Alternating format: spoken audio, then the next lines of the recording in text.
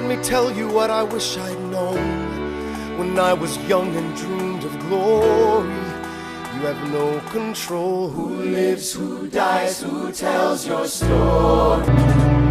Elizabeth Hamilton, one of America's most unknown founding mothers. Married to founding father Alexander Hamilton, she was one of the people to secure her husband's legacy.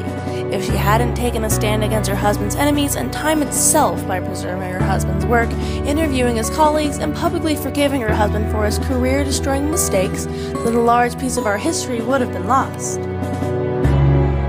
Elizabeth Hamilton was born in New York on August 9, 1775. She was the second child of Philip Schuyler and Katrine Van Rensselaer Schuyler, both of which were very rich and very political. Despite being raised in a rich family, she fell in love with an orphan from the Caribbean who wished to become a war hero. This man's name was Alexander Hamilton. And the feeling was mutual. In the letter Alexander wrote to his soon-to-be wife, he said, "I have told you, and I told you truly, that I love you too much. You engross my thoughts too entirely to allow me to think of anything else. You not only employ my mind all day, but you intrude upon my sleep. I meet you in every dream, and when I wake I cannot close my eyes again for ruminating on your sweetness."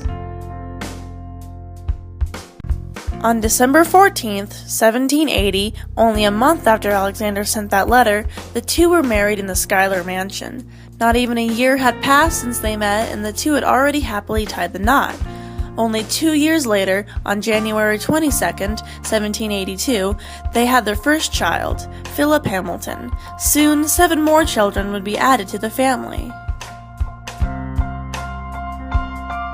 When Elizabeth was not busy with the children, she would help her husband in his political career.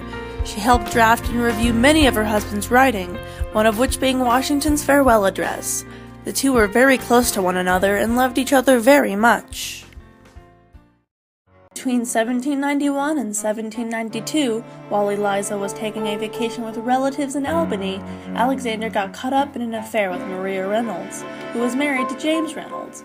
James Reynolds eventually found out that this was happening and wrote a letter to Alexander, in which he said, "It is true in your power to do a great deal for me, but it is out of your power to do anything that will restore to me my happiness again.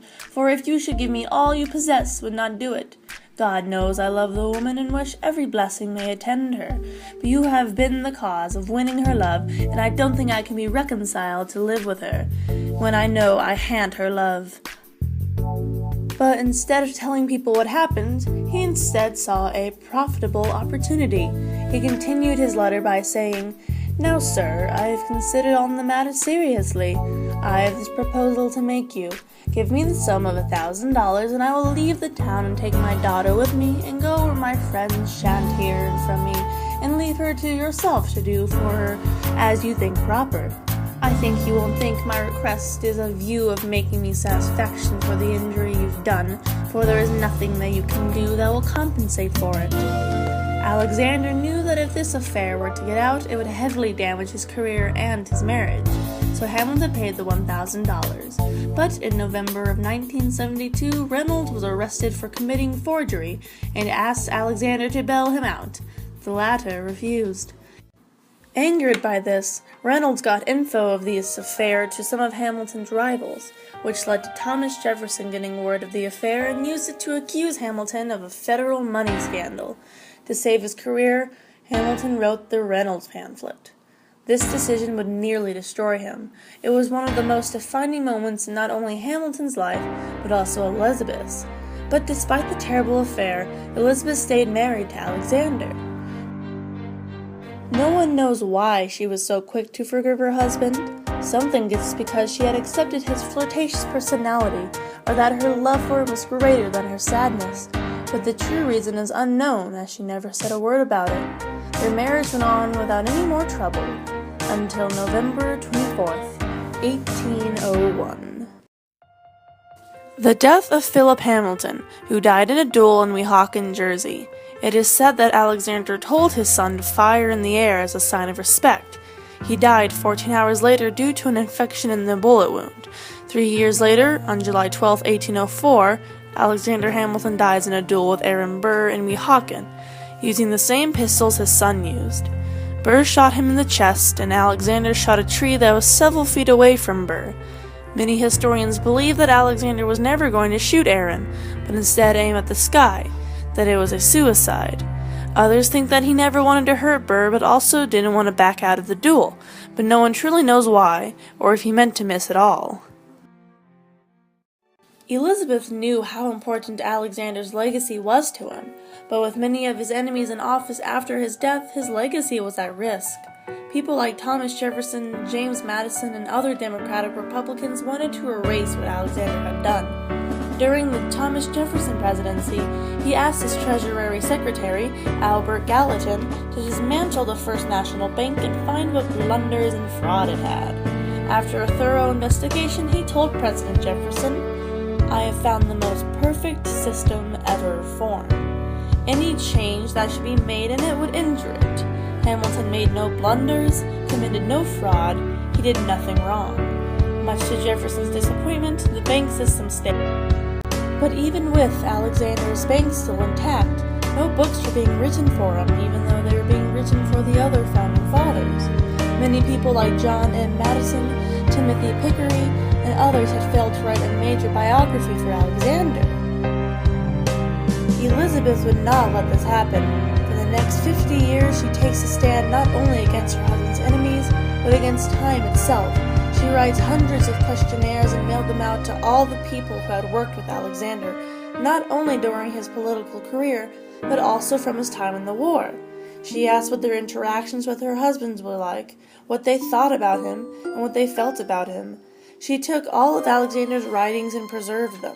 She desperately tried to find a suitable editor to make her husband's biography, but the only one she found fit was one of her sons, John Church Hamilton. She worked to defend her husband, including publicly forgiving her husband for the Reynolds affair and defending her husband as the main author, not James Madison, in the Washington Farewell Address.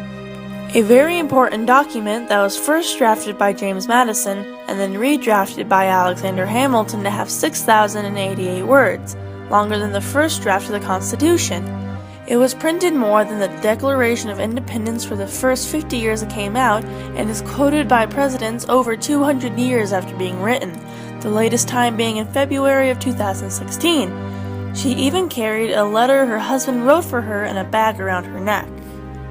The biography she and her son had written was finished in 1861, 7 years after Elizabeth Schuyler Hamilton's death on November 9, 1854, at age 97. Sadly, even though she worked so hard at keeping her husband's legacy alive, we know barely anything about her. We learn about Alexander Hamilton in school. He has museums dedicated just to him, and he even has his own musical that was based on a literary awards-winning biography about him, a biography that uses much of the information that Eliza preserved. But when it comes to Elizabeth, much of the information about her was lost in history. Many believe that Elizabeth had burned all her letters she had written to others. The only ones that survived were the ones she had no access to. Some think it was because she wanted her privacy. Others say it was because she had never gotten proper education and was embarrassed by them.